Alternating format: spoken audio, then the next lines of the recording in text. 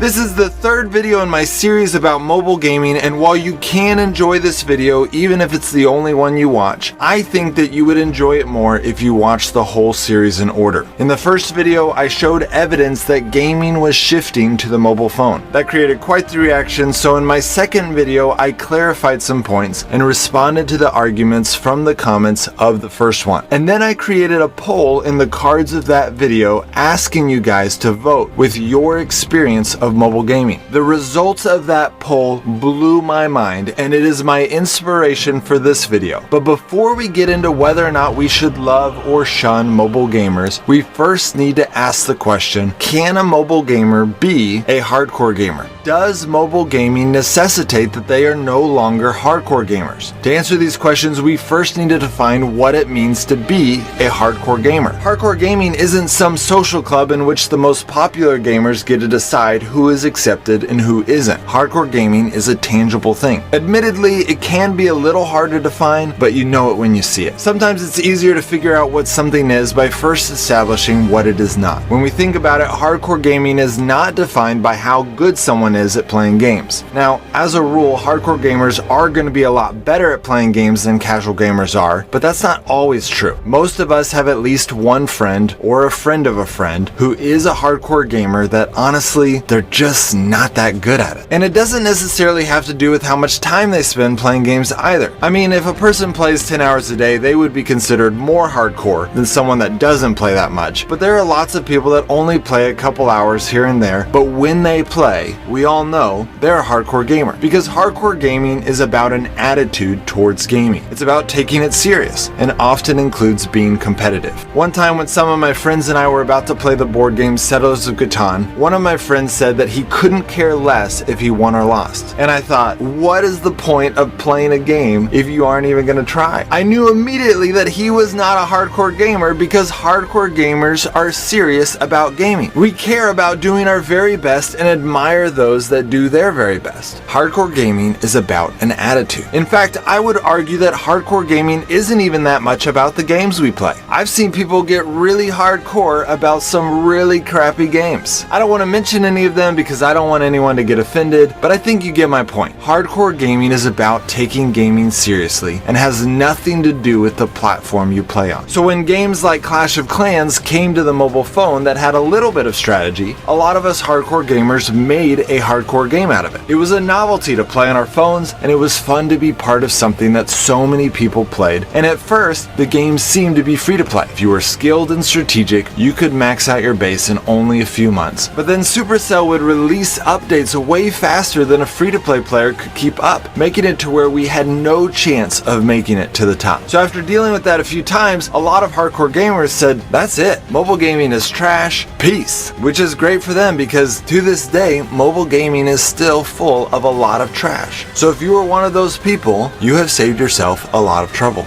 And as many of you have mentioned in your responses, computer and console gaming has a lot of advantages over mobile gaming, like bigger screens, better graphics, and the better utilities offered by a keyboard and mouse. But in this process, a lot of PC and console gamers assumed that all hardcore gamers felt the same way. In the gaming world, you will see lots of comments like this one posted in my first video. Rest assured, 100% of gamers will remain on PC console. Nobody is going to rush home to play on their mobile device with their buddies. But this is in fact not true. This year's Android Game of the Year went to PUBG Mobile, which has attracted a lot of serious gamers that do look forward to the next time they can play on their phones with their buddies. And what is even more surprising is what we learned from the votes of the last video. Thousands of PC console gamers have shifted to now being mostly mobile gamers. Now these statistics are going to be somewhat skewed because anyone that is watching a YouTube video about gaming is probably somewhat serious about gaming. So I imagine if a poll was taken of normal people, this pie chart would probably look more like this. But since my YouTube channel is not big enough yet to pay for a general survey, which would cost me around $10,000, this is what we got to work with. Just like computers and consoles have advantages over mobile phones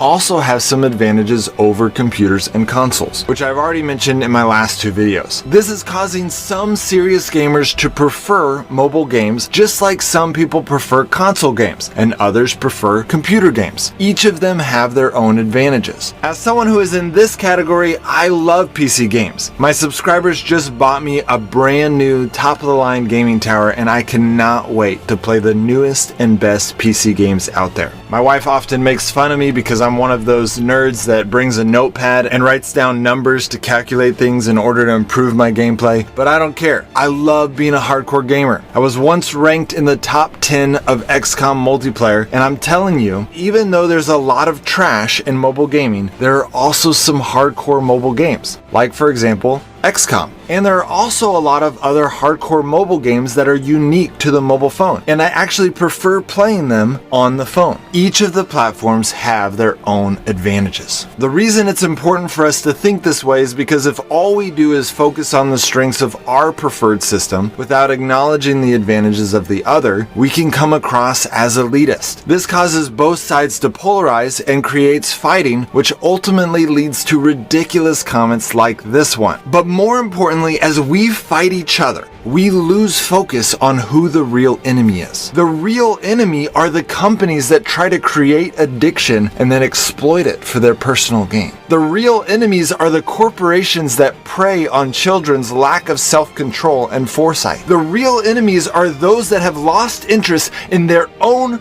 product because they see an opportunity to get wages they don't deserve. And as we fight each other about who is and isn't a gamer like it's some social club, we get distracted from the real problem. In the last 6 years, the world has gained over 1 billion new gamers. Those gamers like video games for the same reasons that we like video games. Most of them are not as serious about it as we are, but they don't want to play crappy games and end up regretting the money they spent on it. These gamers are just not as experienced as we are at identifying what is a good game and what is a money grab, so they're getting taken advantage of. The hardcore mobile gamers that people are accusing of not being real gamers are not the ones getting taken advantage of. They are the ones that are sorting through dozens of games to try to find those hidden gems in a platform that is full of trash. And they're doing a good job. They're not the ones spending the hundreds and thousands of dollars that you hear about. So when you call them a low IQ gamer, it is insulting and it is not true. The people spending hundreds of dollars on games are pro gamers, which use the money of their sponsors, aspiring pro gamers, which use their own money in attempt to get there, extremely wealthy people that have more money than they know what to do with, people with addiction problems, and then what I would call a low IQ gamer, which includes kids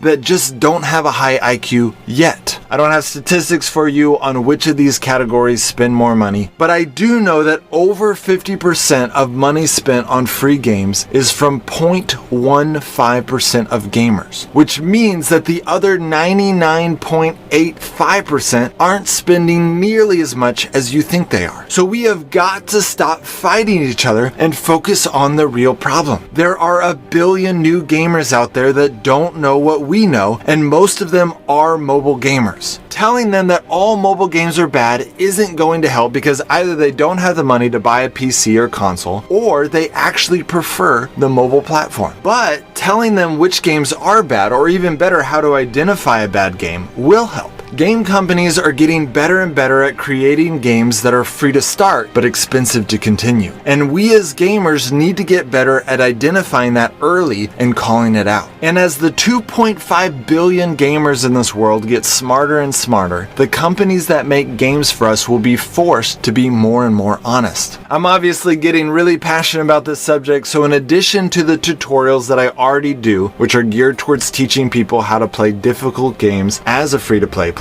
I am planning to do a ton of research on mobile games and then posting reviews about them so that the good games get more publicity and the deceptive games get called out. If that kind of information is something you are interested in, I would be honored if you would consider subscribing to this channel. My hope is as my channel continues to grow, I will be able to make a bigger and bigger difference in this area so that one day mobile gaming will be cleansed because its users will be educated. Alright guys, I'll see you next time.